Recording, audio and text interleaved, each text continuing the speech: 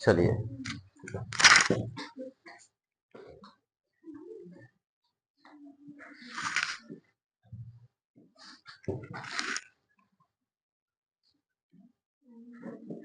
तीन है या चार?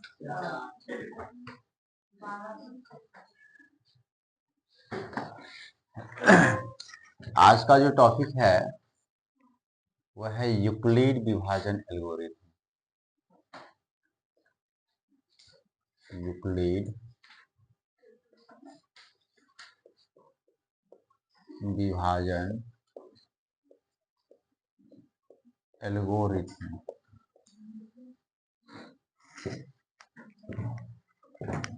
लिखिए आराम से।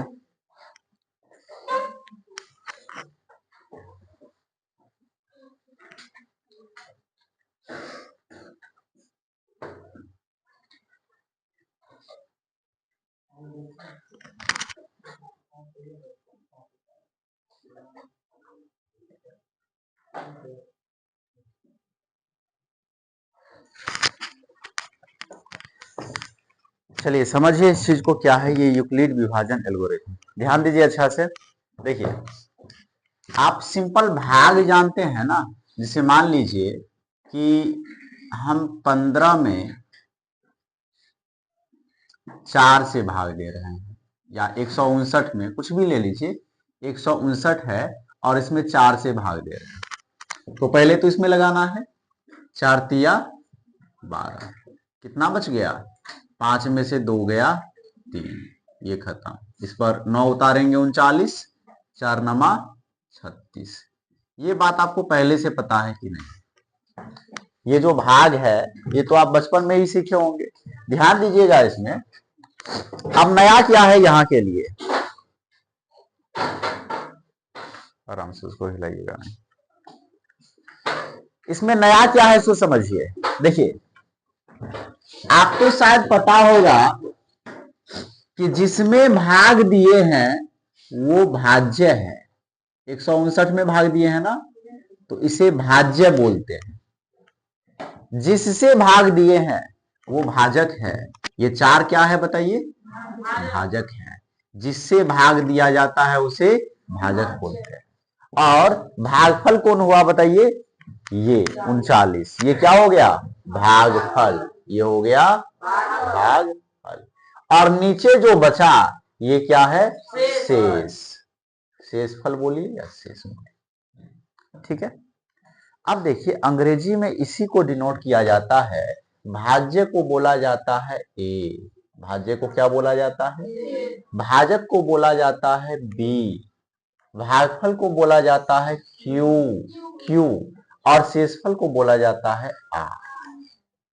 अब बचपन में आप एक फॉर्मूला पढ़े होंगे, भाज्य बराबर भाजक गुने भागफल प्लस शेष। पढ़े हैं क्या? भाज्य बराबर क्या पढ़े हैं बताइए? भाज्य बराबर भाजक गुने भागफल प्लस शेष, ठीक है। तो भाज्य को क्या बोला जाता है? ए। भाजक को क्या बोला जाता है? बी।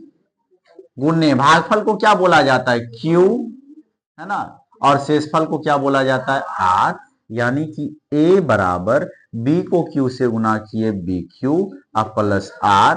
तो ए बराबर बी क्यू प्लस आर, ये आपका हो गया यूक्लिड विभाजन एल्गोरिथम। यही है यूक्लिड विभाजन एल्गोरिथम, ठीक है। गणित के पहला चैप्टर का पहला सवाल आपको इसी फॉर्मूला से बनेगा। अभी तक तो आप एक भी सवाल नहीं ना बनाए हैं, अब तो पहला सवाल का स्टार्टिंग करेंगे। तो जो पहला सवाल बनेगा वो इसी फॉर्मूला से बनेगा, ए बराबर बी क्यू प्लस आर। अब देखिए एक बात बताइए आप, इसमें ये जो आर है ना, आर का मान जो 3 है इसमें, और ये जो भाजक है 4 इसमें, दोनों में क्या संबंध है आप बतला सकते हैं? हम कुछ ऑप्शन आपको देते हैं। ये जो आर का मान है, ये आर का मान है और ये बी का मान है ना। आर का मान है 3 और बी का मान है, हम आपको ऑप्शन देते हैं कि आर का मान हमेशा बी के मान से छोटा होगा, या आर का मान हमेशा 0 होगा, या आर का मान बी के मान से बड़ा होगा। बताइए क्या हो सकता है? आर का मान हमेशा छोटा होगा, क्योंकि यदि यहां पर बड़ा आता तो एक बार फिर से भाग लगा देते, फिर यदि बड़ा आता तो एक बार फिर से भाग लगा देते। छोटा आएगा तब भाग नहीं लगेगा। जिसे छोटा आ गया, देखिए यहाँ पे आया 39 तो भाग लगा दिए ना, यहाँ छोटा आ गया 3 तो भाग नहीं लगेगा। कहने का मतलब ये हुआ कि ये आर का मान, अच्छा पूरा पूरी कट जाता तब यहाँ पर कितना आता? 0। पूरा पूरी कट जाता तो यहाँ पर आता 0। कहने का मतलब ये समझ में आया कि आर का मान 0 हो सकता है, 0 से बड़ा हो सकता है, लेकिन हमेशा इससे छोटा रहेगा। अच्छा, क्या कभी आर का मान इसके बराबर हो सकता है? जरा सोचिए, बराबर हो सकता है? बराबर कहने का मतलब यहां पर 4 से, यदि 4 से लगा है तो 4 शेषफल बच सकता है कभी? नहीं। यदि 4 शेषफल आएगा ना तो 4 इक्का 4 फिर से लगा देंगे। बात समझे ना? तो ये बात तो क्लियर है कि ये जो आर का मान है वो बी से हमेशा छोटा ही होगा। 0 हो सकता है, 0 से बड़ा हो सकता है, लेकिन बी से हमेशा छोटा रहेगा। तो देखिए यहां पर आपको ये भी थोड़ा सा याद कर लेना है, जहां आर का मान 0 से बड़ा होगा या बराबर होगा, आर का मान 0 से बड़ा होगा या बराबर होगा, दोनों ही हो सकता है, या तो 0 से बड़ा या 0 के बराबर, लेकिन हमेशा किससे छोटा रहेगा? बताइए, बी से छोटा रहेगा।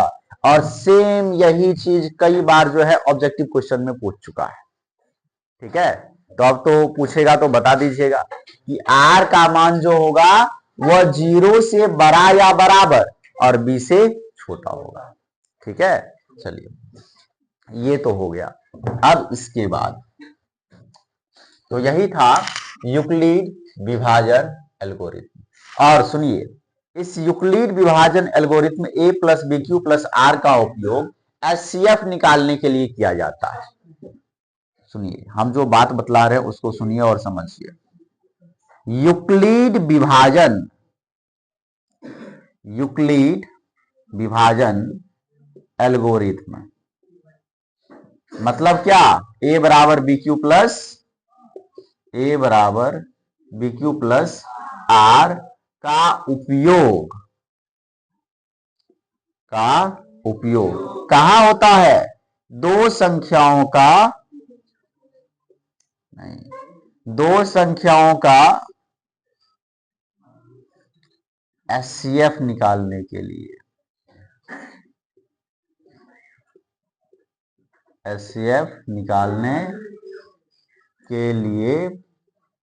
किया जाता है।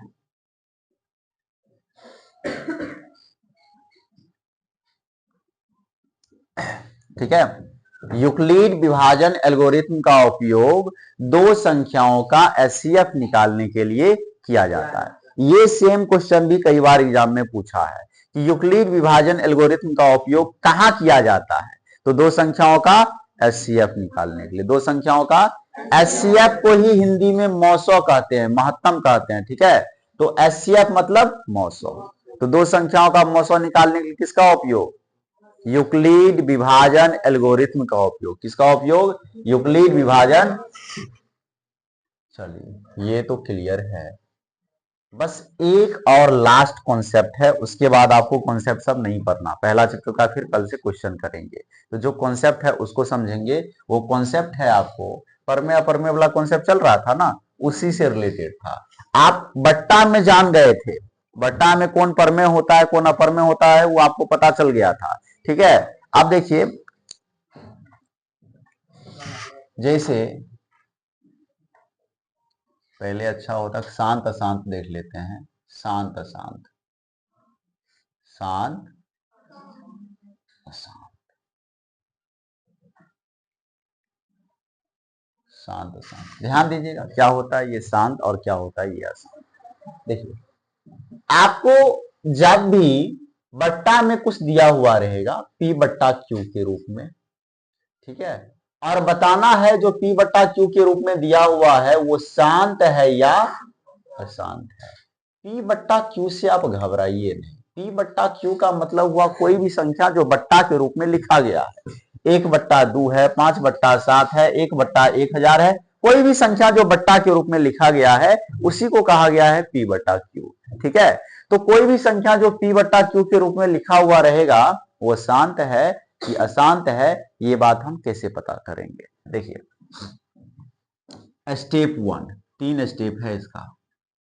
पहला स्टेप हम क्या देखेंगे कि ये P बट्टा Q जो है कटेगा तो काट देंगे, कटेगा तो काट देंगे। आम भाषा में ये कॉन्सेप्ट है, ठीक है, ऐसा कॉन्सेप्ट कहीं भी लिखा हुआ नहीं मिल सकता। ये ऐसा भाषा है जो आपको अच्छे से समझ में आ जाता होगा। मतलब ये बट्टा के रूप में है ना, यदि कटेगा तो काट देंगे, तो कटेगा ही नहीं। यदि 4/2 होता तो हम क्या बोले कि कटेगा तो काट देंगे। ये आपका पहला स्टेप है, कटेगा तो काट देंगे। कटेगा 2 कम 2, 2 दूनी 4, 2/1 मतलब 2, तो कटेगा तो काट देंगे। ये पहला स्टेप है शांत या अशांत पता करने के लिए। ठीक है, अब देखिए दूसरा स्टेप। इस पर अभी बहुत सारा क्वेश्चन भी करने वाले हैं, इसलिए ध्यान से देखते रहिए। कटेगा तो काट देंगे। उसके बाद जो नीचे वाला रहेगा ना Q, नीचे वाला जो भी रहे, जिसे यहां पर नीचे में कितना 1 बचा, यहां पर नीचे 7 है, यहां पर नीचे 1000 है, तो जो भी नीचे में रहेगा ना उसका हम करेंगे अभाज्य गुणनखंड। तो जिसे Q का अभाज्य गुणनखंड, ध्यान से देखिए और समझिए। Q का हम क्या करेंगे अभाज्य गुणनखंड, मतलब नीचे में जो रहेगा ना उसका क्या करना है अभाज्य गुणनखंड। अभाज्य गुणनखंड करते कैसे हैं अभी ये क्वेश्चन करवाएंगे तो उसमें बता देंगे। और स्टेप 3 ये लास्ट स्टेप है इसके लिए। जो हमें अभाज्य गुणनखंड मिलेगा, जो हमें अभाज्य गुणनखंड मिलेगा वो हमें देखना है कि 2 का पावर m गुणने 5 के पावर n के रूप का है या नहीं है। यदि इसके रूप का होगा तो शांत और नहीं होगा तो, ठीक है। अभी यदि आपको पूरा बात नहीं समझ में आया तो कोई दिक्कत नहीं है, ठीक है, अभी क्वेश्चन करवाएंगे तो पूरा बात समझ में आ जाएगा। अब देखिए उदाहरण करवाते हैं, कुछ क्वेश्चन करवाते हैं, आपको शांत अशांत का कॉन्सेप्ट समझ में आ जाएगा। देखिए जैसे ये 2/8 लिखा हुआ है और हमसे पूछा कि ये शांत है कि अशांत है, तो हम कैसे पता करेंगे कि ये शांत है या अशांत है। तो कॉन्सेप्ट लगाइए। सबसे पहला स्टेप, कटेगा तो काट देंगे। कटेगा क्या, बिल्कुल कटेगा। 2 का 2, 2 दूनी सॉरी 2 चौके 8, क्या आ गया 1/। दूसरा स्टेप Q का अभाज्य गुणनखंड बताइए, इन दोनों में P कौन है और Q कौन है। P1 है, Q 4 है, तो किसका गुणनखंड करना है Q का, मतलब ये नीचे वाले का गुणनखंड करना है। कीजिए गुणनखंड, आता है ना, कैसे करते हैं गुणनखंड बताइए, कहीं पर भी कर लेना है, इधर कर लेते हैं 2 से 2 बार, यानी कि 1/4 को आप लिख सकते हैं 1/2 गुने, तो यहां तो केवल 2 आया। देखिए जब कभी भी नीचे में केवल 2 आए या केवल 5 आए या 2 और 5 दोनों आए तो उस स्थिति में वो शांत होता है। तो केवल 2 आया तो बताइए शांत या अशांत, शांत होगा। केवल 5 आता तो भी शांत होता, 2 और 5 आता तो भी शांत होता। लेकिन इस 2 और 5 के अलावे कोई तीसरा संख्या 3 आ जाता, 7 आ जाता, 13 आ जाता तो अशांत होता। ठीक है, चलिए दूसरा क्वेश्चन। जैसे 2/8 9। शांत या अशांत, सबसे पहला कॉन्सेप्ट लगाइए, कटेगा क्या? यदि कटता तो काट देते, ये तो कटेगा ही नहीं। चलिए नहीं कटेगा तो आपको क्या करना है, नीचे वाले का अभाज्य गुणनखंड। तो ये लिखिए 9, ऐसे होता है अभाज्य गुणनखंड 3 से 3 बार में, यानी कि आप लिखिएगा 2 बट्टा और 9 के बदले 3 गुने। शांत तो वो होता था जिसमें नीचे में क्या आता था, 2 और 5। तो यहां तो 2 और 5 है ही नहीं, 3 है, तो क्या हो जाएगा? क्लियर है? चलिए अब ये सवाल बताइएगा,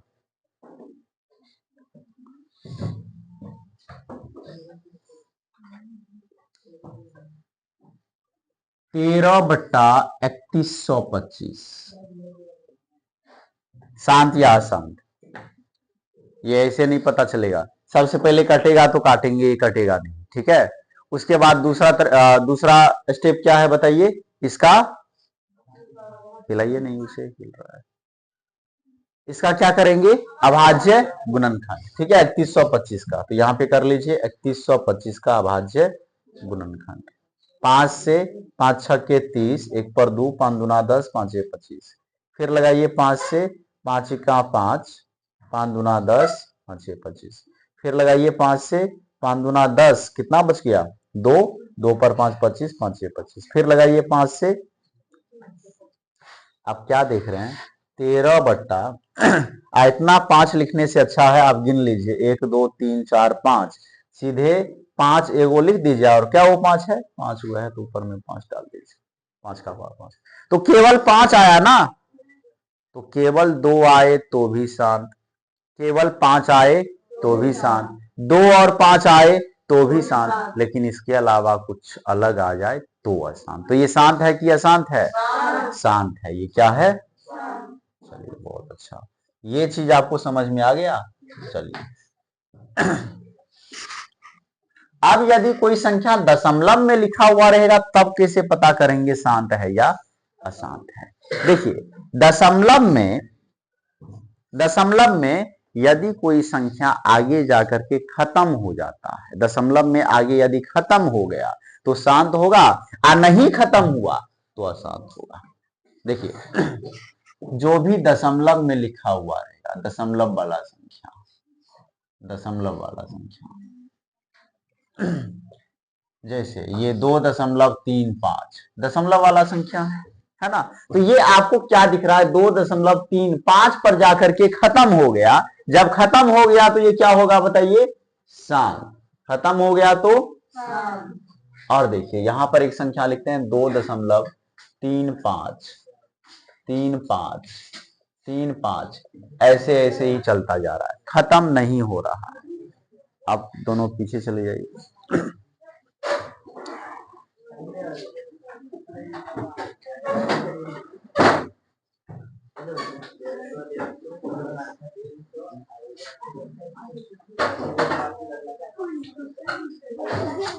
क्या हुआ?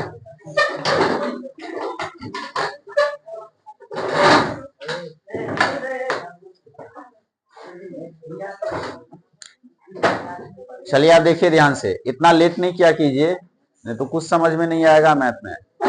देखिए तो यदि खत्म हो गया,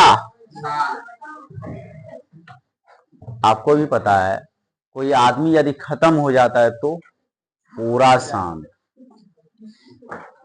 कुछ बोलेगा क्या, हल्ला गुल्ला करेगा, कुछ नहीं, पूरा शांत। तो वही तो है, खत्म हो गया, इसके बाद संख्या नहीं है, खत्म हो गया तो आइए देखिए खत्म नहीं हो रहा है, 2.35 ऐसे ही जाते रहेगा, कभी खत्म नहीं होगा। इंडिया से बाहर लेकर के चले जाएंगे इसे लिखते हुए, उम्र खत्म हो जाएगा, ये संख्या खत्म नहीं होगा। 2.35 होते रहेगा, कभी खत्म नहीं होगा। बात समझे ना, 10 को जन्मों उधार लेकर के आएंगे तो खत्म नहीं होगा। तो जब भी ऐसा संख्या आता है ना, तो ये संख्या अशांत हो जाता है। क्या हो जाता है बताइए? ये क्या हो गया? अशांत। लेकिन सुनिए, ये अशांत भी 2 प्रकार का होता है। अशांत कितने प्रकार का होता है? 2 प्रकार का। क्योंकि वो खत्म नहीं हो रहा है। ये तो खत्म हो गया, इसका क्या ही प्रकार होगा, खत्म हो गया, ये खत्म हो गया बिल्कुल शांत, ये खत्म। तो अशांत जो होता है वो दो प्रकार का होता है। देखिए कैसे होगा दो प्रकार का। एक ऐसा संख्या जिसे आपने देखा 2.35 3 5 3 5, सेम टाइप का संख्या ही बार बार अपने आप को रिपीट कर रहा है। सेम संख्या जैसे 3 5 3 5 3 5, यही अपने आप को रिपीट कर रहा है। और एक अशांत ऐसा भी हो सकता है जैसे 2.35 3 5 5 3 5 5 5, ऐसे यदि चलता रहे तो आप बताइए इसमें ये भी खत्म नहीं हो रहा है, ये भी खत्म नहीं हो रहा है। तो अशांत तो ये भी है और अशांत ये भी है। अंतर क्या है सो देखिए, इसमें सेम संख्या अपने आप को बार बार रिपीट कर रहा है और उसमें ऐसा नहीं हो पा रहा है। पहले आया 3 5, तब आ गया 3 5 5, फिर आ गया 3 5 5 5। सेम संख्या अपने आप को रिपीट नहीं कर रहा। आप कह सकते हैं कि 35 बार बार आ रहा है, नहीं, 35 आया, उसके बाद 355 आ गया, उसके बाद कितना आ गया, 3555 आ गया। और भी ऐसा एग्जांपल आपको हम देते हैं। देखिए जैसे ऐसा हो सकता है 0.01 001 001 00001। देख रहे हैं ना, ध्यान दीजिए, खत्म ये सब नहीं हो रहा है, ये सब जिंदा है, कोई खत्म नहीं हो रहा है। ये इसमें सेम संख्या बार बार रिपीट हो रहा है और इसमें क्या है कि ऐसा रिपीटेशन जो है, सेम संख्या का रिपीटेशन नहीं हो रहा है, अजीबो गरीब ढंग से रिपीटेशन हो रहा है। जैसे यहां पर 3 5 3 5 5 3 5 5 5 ऐसे आ रहा है। यहां पर देखिए 0.01 001 0001, अजीब टाइप से जो है ना अपने आप को रिपीट कर रहा है। तो इसलिए अशांत का दो प्रकार हुआ था। ये हो गया अशांत आवृत्ति, अशांत आवर्ती होता है। ये हो गया अशांत आवर्ती, आवर्ती मतलब अपने आप को बार बार दोहराना। और ये है अशांत अनावृत्ति। ये क्या है, अशांत, ठीक है, देख लीजिएगा कैसे लिखा हुआ है अनावृत्ति। तो वो है अशांत अनावृत्ति। तो ये बात आपको समझ में आया कि नहीं बताइए। तो दशमलव प्रसार दो प्रकार का होता है, शांत भी होता है, अशांत भी होता है। जो खत्म हो गया वो शांत है, जो नहीं खत्म हुआ वो अशांत है। ठीक है, ये अशांत भी दो प्रकार का जो खत्म नहीं होता है। एक तो वो होता है जिसमें सेम संख्या बार बार रिपीट करता है, तो उसे अशांत आवर्ती कहते हैं। और एक वो होता है जिसमें सेम संख्या बार बार रिपीट नहीं करता है, अजीबो गरीब ढंग से रिपीटेशन होते रहता है, उसे क्या कहते हैं, अशांत अनावृत्ति। अब ध्यान दीजिए, अभी तक आप लोग बट्टा वाला संख्या में परमेय अपरमेय जान चुके हैं। इसमें जो शांत होता है वो हमेशा परिमेय होता है, जो शांत होगा वो हमेशा। तो यदि आपसे पूछा जाएगा 2.35 परमेय की अपरमेय, परमेय 3.123 परमेय की अपरमेय, खत्म तो हो रहा है, जो खत्म हो रहा है मतलब शांत है, और शांत है तो परमेय है, परमेय है शांत है तो आ गया समझ में। चलिए हम कुछ संख्या, अच्छा पहले ये आपको बताए, अशांत यदि हुआ, शांत हुआ तो परमेय हो गया, अशांत होगा तो क्या होगा, अपरमेय हो जाएगा, नहीं, ये तो फिक्स है, शांत हुआ तो परमेय, मतलब दशमलव में अंकों की संख्या कहीं पे जाकर के खत्म हो गई तो परमेय। लेकिन अशांत यदि हुआ तो दोनों कंडीशन हो सकता है, अशांत में परमेय भी हो सकता है और अपरमेय भी हो सकता है। परमेय कब होगा, जब अशांत आवृत्ति हो, तब क्या हो जाएगा, परमेय। जब सेम संख्या बार बार रिपीट होगा ना तो वो हो जाएगा परिमेय। और जब इस ढंग का संख्या आवे, और ये क्वेश्चन एग्जाम में पूछा हुआ 0.01 001 00001 परमेय है कि अपरमेय है, बात समझे ना। तो जब इस तरह से रिपीटेशन हो अर्थात अशांत अनावृत्ति हो तो वो अपरिमेय होता है। क्या होता है? अब आपसे हम क्वेश्चन पूछेंगे, कुछ आपको जवाब देना है। यहां तक कॉन्सेप्ट हो गया खत्म, अब कुछ भी नहीं पढ़ना है इसमें, ठीक है। अब बस कल से सवाल करना है। तो ये जो कॉन्सेप्ट आपको बतलाए इस पर कुछ क्वेश्चन पूछने वाले हैं, ठीक है। तो आप लोग जवाब दीजिएगा।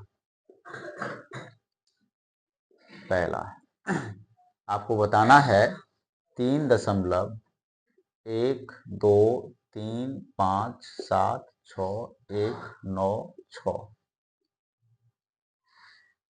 बताइए शांत या अशांत? वहां जाकर के खत्म ना हो गया, खत्म हुआ तो शांत हुआ और शांत हुआ तो परमेय हुआ। मतलब ये शांत या अशांत? शांत। परमेय या अपरमेय? जब शांत हुआ तो क्या होगा? परमेय। आपको क्लियर है? चलिए और क्वेश्चन पूछते हैं। आप बताइएगा 2.63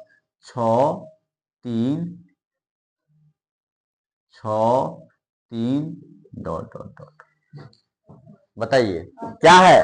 अशांत है। अशांत में भी क्या? अशांत आवृत्ति। अशांत आवृत्ति क्या है बताइए? है तो अशांत आवृत्ति। और आपको पता अशांत आवृत्ति जो होता है वो क्या होता है? परमेय होता है, ठीक है। जब सेम संख्या बार बार रिपीट करे ना तो वो परमेय होता है। अच्छा अब ये क्वेश्चन बताइएगा, इसका जवाब सभी आदमी नहीं दे पाएंगे, हमको पता है। 4 2 का रेखरी। अब शांत की अशांत? हाँ अशांत नहीं। रेकरिंग का मतलब होता है कि वही संख्या बार बार रिपीट करेगा। यदि किसी संख्या पर रेकरिंग लगा हुआ है इसका मतलब क्या हुआ? वही संख्या अपने आप को बार बार रिपीट करेगा। और जब भी रिपीटेशन होता है तो अशांत आवृत्ति होता है, और जब अशांत आवृत्ति होगा तो वो क्या होगा? परमेय होगा। तो ये तो है अशांत आवृत्ति, अशांत आवृत्ति, ठीक है। और इसी को क्या बोलेंगे बताइए? परमेय या अपरमेय? तो अब तो क्लियर है। चलिए ये बताइएगा 1 माइनस लगा देते, -1.00100010001001। सबसे पहले आप ये बताइए अशांत आवृत्ति है कि अशांत अनावृत्ति है? अनावृत्ति। परमेय है कि अपरमेय है? गलत जवाब। दोनों ही जवाब आप लोगों का गलत है। क्यों? हाँ रिपीटेशन तो इसी टाइप का किए हैं, लेकिन देख रहे हैं यहां पर जाकर के खत्म कर दिए हैं। और जब खत्म हो गया तो क्या हो गया? शांत हो गया। और शांत हुआ तो सीधा परमेय। हालांकि आप जो सोच रहे थे हम वही क्वेश्चन आपको देने वाले थे। अब क्लियर है? बताइए क्या? अशांत अनावृत्ति और परमेय या अपरमेय? अपरमेय। अपरमेय ना। अब डॉट डॉट दे दिए हैं तो खत्म नहीं हो रहा है। अशांत अनावृत्ति हुआ, क्या हुआ? अशांत अनावृत्ति क्या हो जाएगा? अपरिमेय। तो इतना बात आपको समझ में आ गया। अब आपको पूरा कॉन्सेप्ट लगभग मिल चुका है। कुछ फॉर्मूला है, ठीक है, वो लिख देते हैं और फिर कल से करेंगे क्वेश्चन। फॉर्मूला बस सूत्र इस चैप्टर से रिलेटेड। पहला a बराबर बी क्यू प्लस आर, और दूसरा पहली संख्या गुने दूसरी संख्या। a का मतलब पहली संख्या, b का मतलब दूसरी संख्या। पहली संख्या गुने दूसरी संख्या बराबर एचसीएफ गुने एलसीएम। हाँ बिल्कुल पूरा नोट करना है।